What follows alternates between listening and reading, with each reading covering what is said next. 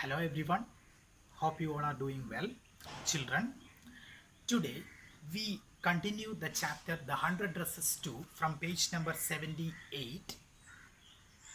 You remember Vanda Petronsky, the gifted little artist who won the drawing contest? Well, she has written me and I am glad to know where she lives because now I can send her medal. I want to read her letter to you. So, Miss Mason said to the children, to the class, that do you remember Vanda Petronsky, so gifted little artist? So actually she sent a letter to me. So and I am very happy that I can now send her medal. Okay, so I want to read her letter to you. I'm going to read the content of the letter. The class sat up with a sudden interest and listened intently. What does the word here intently mean? Intently here means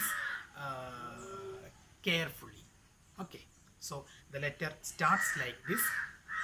Dear Miss Mason, how are you and room 30?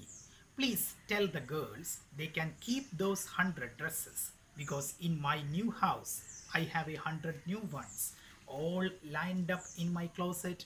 I would like that girl Peggy to have the drawing of the green dress with a red trimming and her friend Maddie to have the blue one. For Christmas, I miss that school and my new teacher does not equalize with you. Merry Christmas to you and everybody. Yours truly, Vanda Petronsky. So we uh, read the letter. Actually, this letter shows that Vanda pardoned Peggy and Maddie, or she is not angry with the girls. So, way home from school, Maddie and Peggy held their drawings very carefully. Actually, Vanda Petronsky gave two pictures, two drawings, one for Maddie and one for Peggy. So all the houses had wreaths and holly in the windows. Outside the grocery store, hundreds of Christmas trees were stacked, and in the window, candy peppermint sticks and cocopias of shiny transparent paper were strung. The air smelled like Christmas, and light shining everywhere reflected different colors on the snow. So here this paragraph here reads, not that word reads. Reads here means decorations. Okay, and holy. The word holy here means it's a tree which is used as a Christmas tree. It is a tree which is used as a Christmas tree. So this paragraph gives a vivid picture of the Christmas days. Okay. So, boy, said Peggy, this shows she really likes us. It shows she got our letter, and this is her way of saying that everything's all right, and that's that. So at last, Maddie became a little bit happy because she realized that Vanda Petronsky was not angry with her. She pardoned her. So she became very happy and relieved. So, I hope so, said Maddie sadly. She felt sad because she knew she would never see the little tight-lipped Polish girl again and couldn't ever really make things right between them. The two girls were very sad because they knew that they would never see the little tight-lipped Polish girl again. So they felt very sad. She went home and she pinned her drawing over a torn place in the pink flowered wallpaper in the bedroom. The shabby room came alive from the brilliancy of the colors. Maddie sat down on her bed and looked at the drawing. She had stood by and said nothing, but Vanda had been nice to her anyway. So when Maddie reached her house, she pinned that drawing in her bed. Tears blurred her eyes, and she gazed for a long time at the picture. Then hastily, what does the word here hastily means? Here hastily means hurriedly or urgency. Okay, so then hastily she rubbed her eyes and studied it intently. We have already come across this word. Intently means carefully. The colors in the dress were so vivid that she had scarcely noticed the face and the head of the drawing. What does the word vivid here means? Vivid here means intensely deep or bright. Intensely deep or bright. So when she examined the drawing very closely,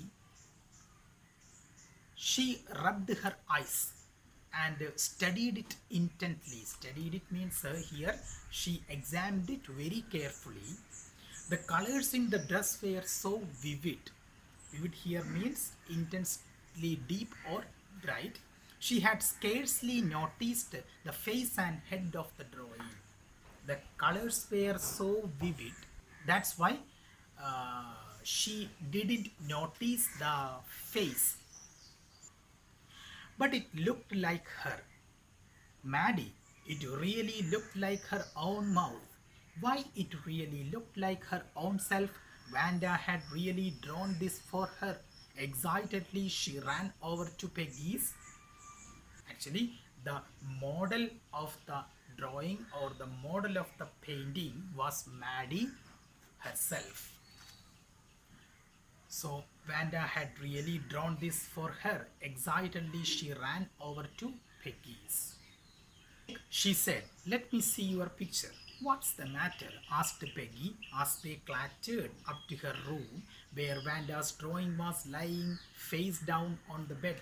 Maddie carefully raised it. So in this paragraph we have got another new word, that is clattered. What does the word clattered here mean? Speak in a loud voice. That is clattered. Speak in a loud voice. "Look, she drew you. That's you," she exclaimed. What is the word here? Exclaimed mean cry out suddenly in surprise, strong emotion or pain. Cry out suddenly in surprise, strong emotion or pain. That is exclaimed. And the head and face of this picture did look like Peggy. Actually, Wanda Petronsky drew the pictures of the girls who studied in room 13. So she gifted her drawings to Maddie, and she gifted a drawing to Peggy. Actually, the models of that drawings were Maddie and Peggy. "What did I say?" said Peggy. "She must have really liked us anyway." So at last they came into a relief that they knew Wanda had pardoned them. Okay.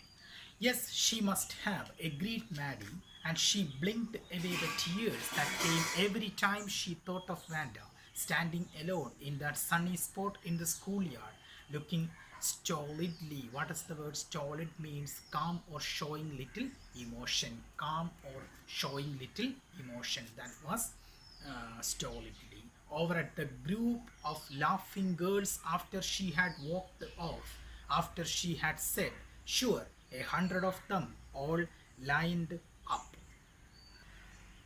After the girls left, Wanda might have said that, "Sure, 100 of them all lined up." Okay, so actually, when the girls leave